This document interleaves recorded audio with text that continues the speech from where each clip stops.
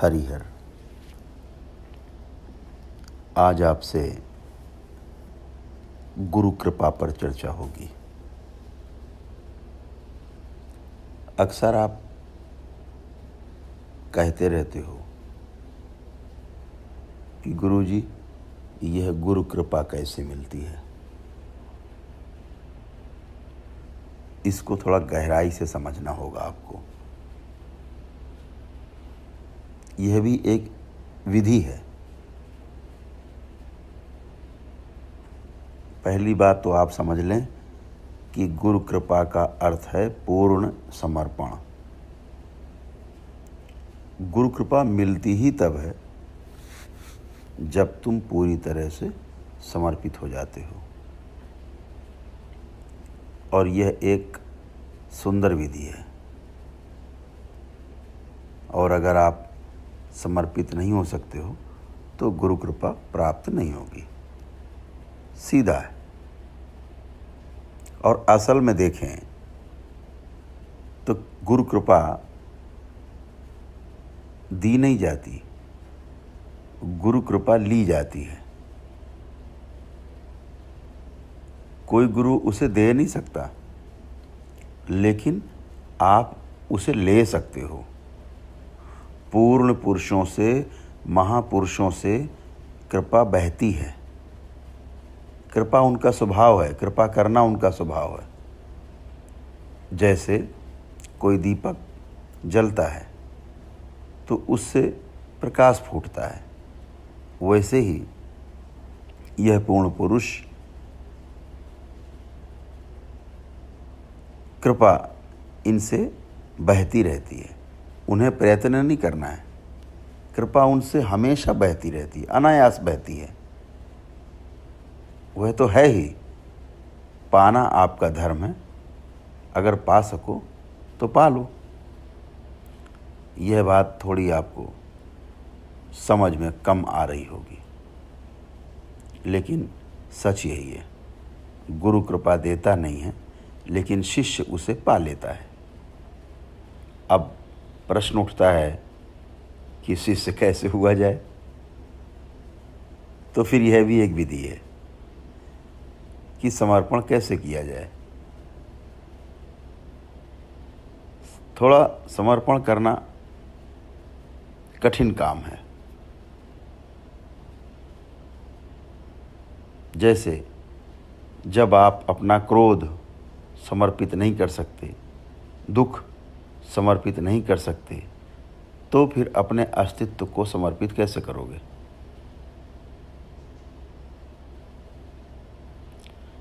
सारी व्यर्थ की चीज़ें नहीं समर्पित कर सकते,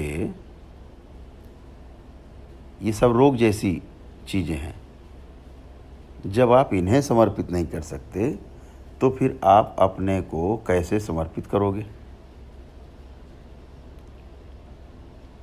थोड़ा समझिए।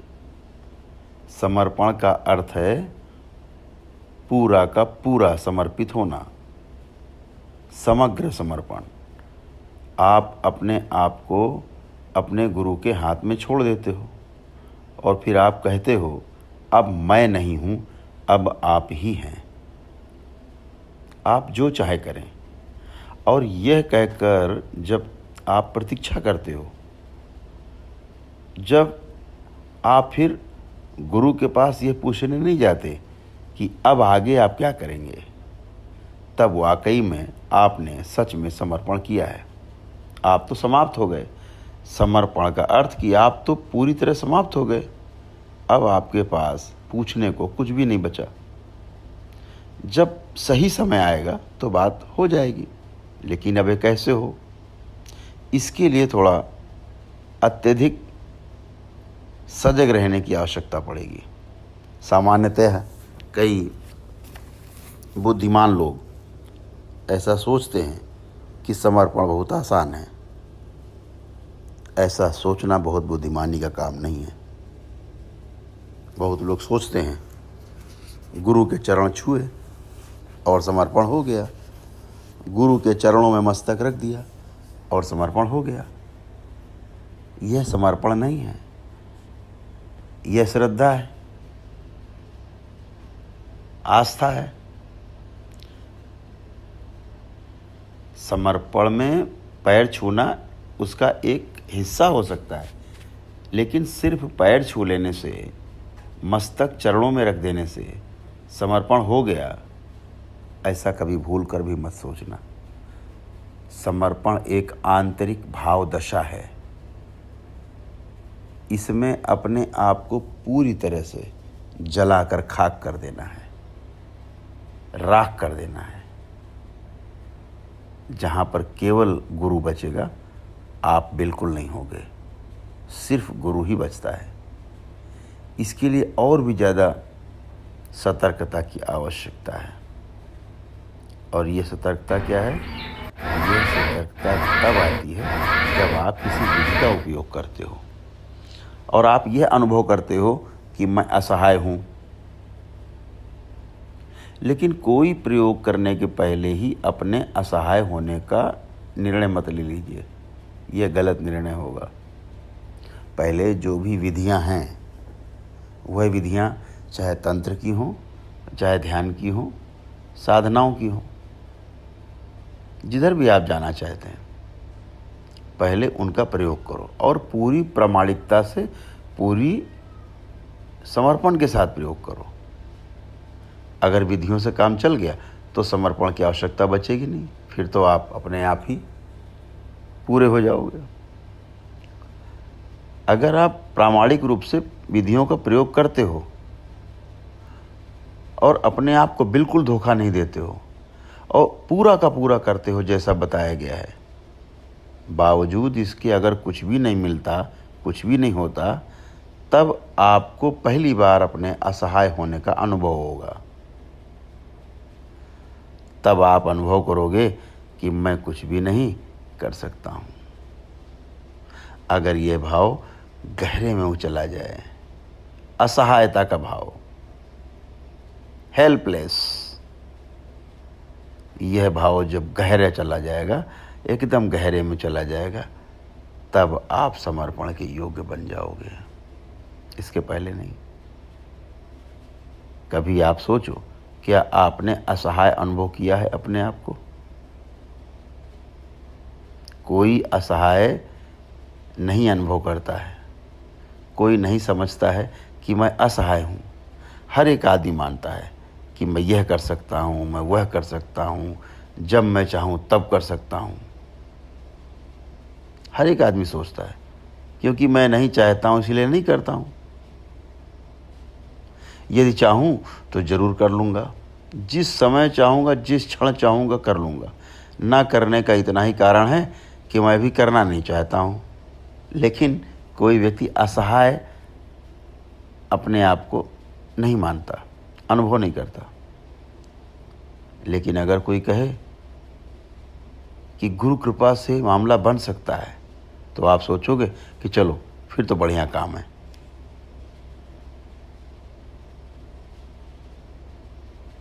जब कृपा से मिलने का सवाल उठता है तो कहते हो कि अगर दूसरे की कृपा से मिलता हो तो मैं अभी लेने को तैयार हूँ, चलो। ये जो आप कहते हो ना कि जब चाहूँगा तब कर लूँगा, यह असहाय होना नहीं है, यह आलस्य है।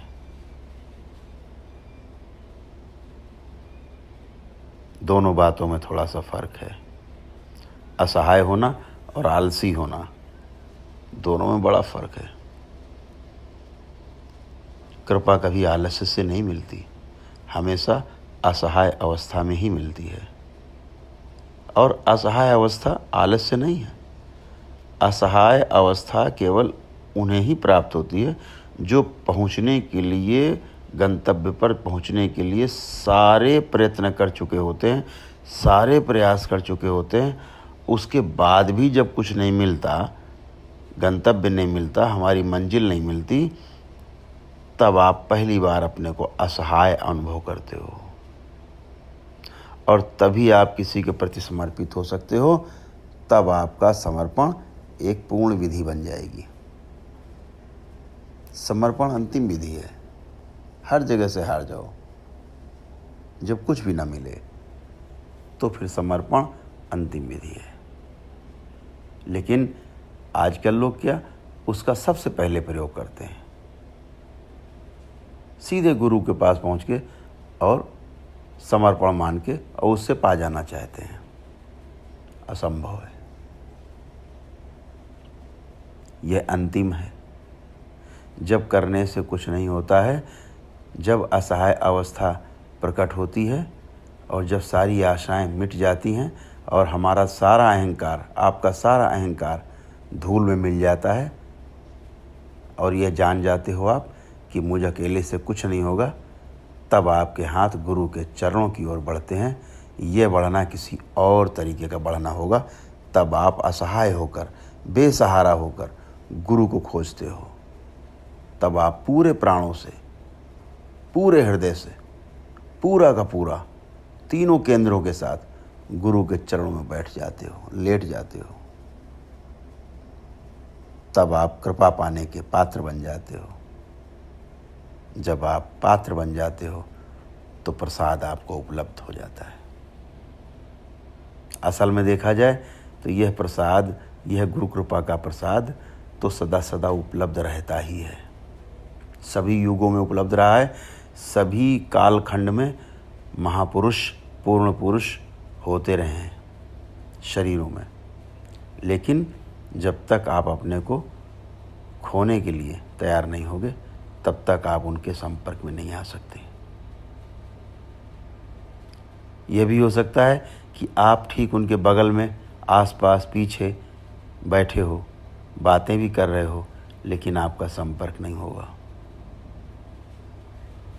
और ठीक से समझें तो दूरियां 3 तरह की होती हैं। एक तो दूरी है स्थान की दूरी, डिस्टेंस। आप वहाँ बैठे हो और मैं यहाँ बैठा हूँ। हमारे और आपके बीच में जो स्थान की दूरी है, यह 2 बिंदुओं की दूरी है, यह स्थान की दूरी है। थोड़ा आप नज़दीक आ जाओगे, दूरी कम हो जाएगी। और यदि आप मुझे छू लो तो सारी दूरी समाप्त हो जाएगी। लेकिन यह केवल स्थान की दूरी समाप्त हुई है। दूसरी दूरी समय की दूरी है। जैसे आपका कोई मित्र है, चल बसा, मृत्यु हो गई, तो दूसरे स्थान पर एक बिंदु पूरी तरह से गायब हो गया। लेकिन आप आंख बंद करोगे और अनुभव करोगे कि आप बिल्कुल मित्र के निकट हो। और उस समय कोई व्यक्ति आपके बगल में बैठा होगा, आपको लगेगा वह नहीं है। वह नज़दीक बैठा व्यक्ति दूर मालूम होगा, लेकिन जो मित्र चल बसा है, आपका मृत्यु हो गई है, वह आपको नज़दीक मालूम पड़ेगा। तीसरी दूरी है प्रेम की दूरी है। लोग कहते हैं ना कि समय सब कुछ भुला देता है। लोग कहते हैं कि समय से सारे घाव भर जाते हैं। जब समय की लंबी दूरी हो जाती है तो हमारी स्मृतियां धुंधली होती होती लुप्त प्राय हो जाती हैं, धीरे धीरे मिट जाती हैं। लेकिन समय के पार जो है वह प्रेम की दूरी है। प्रेम की दूरी समय के भी पार है। ये तीसरा आयाम है। अगर आप किसी को प्रेम करते हो, भले ही वो किसी दूसरे देश में रहता हो, तो भी आप आंख बंद करोगे, प्रेम के उन क्षणों में आप उसके पास होगे, वह आपके पास ही होगा। हो सकता है वह कभी मर गया हो और आप दोनों के बीच सदियों की दूरी पैदा हो गई हो, लेकिन प्रेम में कोई दूरी नहीं होगी। आंख बंद करोगे, नज़दीक पाओगे। तो महापुरुषों के पास कोई अभी हो सकता है 2000 साल, 3000 सालों का, 5000 सालों का, 10,000 वर्षों का, कोई अर्थ नहीं है, क्योंकि दूरी प्रेम की है। आपके पास वह महापुरुष नहीं है, उसका शरीर जा चुका है, वह शरीर को छोड़ चुका है, लेकिन उसने शरीर छोड़ा है 20 साल पहले, 25 साल पहले, 100 साल पहले, 500 साल पहले। 10,000 साल पहले, लेकिन आपके प्रेम में कोई दूरी नहीं है। अगर आप उस पूर्ण पुरुष के प्रेम में हैं तो समय और स्थान की दूरियां मिट जाएंगी, तब गुरु से दूरी मिट जाएगी, तब पूर्ण पुरुष से दूरी मिट जाएगी, तब गुरु यहीं हैं और अभी हैं। और ध्यान रखें, गुरु कृपा उनका आप याद करेंगे, उन्हें आप प्रेम करेंगे, वह जो प्रेम की दूरी है, ये तीसरा आयाम, तो आपको कृपा तुरंत मिल सकती है। आप पूर्ण पुरुषों के बगल में बैठे हो सकते हो। जहाँ तक स्थान का संबंध है कोई अंतराल नहीं है, समय में भी कोई अंतराल नहीं है, लेकिन अगर प्रेम नहीं है तो दूरी अनंत है। इसलिए हो सकता है कि कोई महापुरुषों के समय में भी, उनके रहने के समय भी, उनके शरीर यात्रा के रहने के समय में भी, उनके साथ रह कर के भी उनके संपर्क में ना रहा हो, और कोई व्यक्ति यहाँ और अभी उनके संपर्क में हो सकता है, जबकि शरीर उनका नहीं है। तो हमेशा गुरु का प्रसाद, गुरु की कृपा प्रेम के आयाम में घटती है। प्रेम में सब कुछ सदा शाश्वत रूप से मौजूद है। इसलिए आप प्रेम में हो तो गुरु कृपा मिल सकती है। लेकिन प्रेम समर्पण है। प्रेम का अर्थ है कि आप से, यानी दूसरा आपसे ज़्यादा महत्वपूर्ण हो गया है। अब आप दूसरे के जीवन के लिए अपना जीवन दे सकते हो। दूसरा जिए, इसके लिए आप अपने आप को निछावर कर सकते हो। अब दूसरा व्यक्ति आपका केंद्र बन गया है, आप केवल एक परिधि हो। धीरे धीरे आप पूरी तरह विलीन हो जाते हो और सिर्फ दूसरा ही रहता है, केंद्र ही रह जाता है। उसी क्षण आपको गुरु कृपा उपलब्ध हो जाती है। ये कभी मत सोचो कि गुरु आपको कृपा दे सकता है। गुरु आपको प्रसाद के रूप में कृपा दे सकता है, ऐसा मत सोचो। केवल यह सोचो एक असहाय शिष्य कैसे बना जाए, जो कि पूरी तरह से गुरु के प्रेम में समर्पित हो। तब गुरु आपके पास आएगा। जब शिष्य तैयार है तो गुरु सदा आता ही है। यह शारीरिक उपस्थिति का प्रश्न नहीं है। जब आप पूरी तरह तैयार हो तो प्रेम के किसी अज्ञात आयाम से गुरु कृपा अवश्य उतरती है।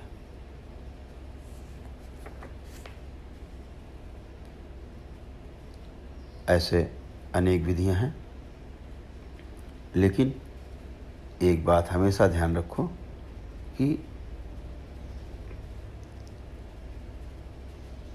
आपके मन में विचार आ सकता है कि विधियों के जंगल में भटकने के बजाय गुरु कृपा पाना ज़्यादा बेहतर है। आप सोच सकते हो कि विधियां जटिल हैं और गुरु कृपा सरल है, लेकिन ऐसा सोचने से ही गुरु कृपा नहीं मिलती। पहले अपनी विधियों को प्रयोग में लाओ और ईमानदारी से प्रयोग करो, और यदि आप असफल हुए तो वही असफलता तुम्हारा समर्पण बन जाएगी। समर्पण एक विधि है। धन्यवाद। हरिहर।